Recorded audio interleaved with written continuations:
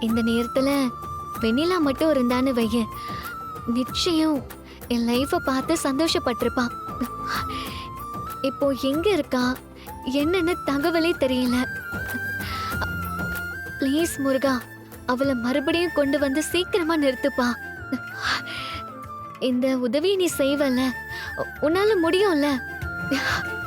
Thank you.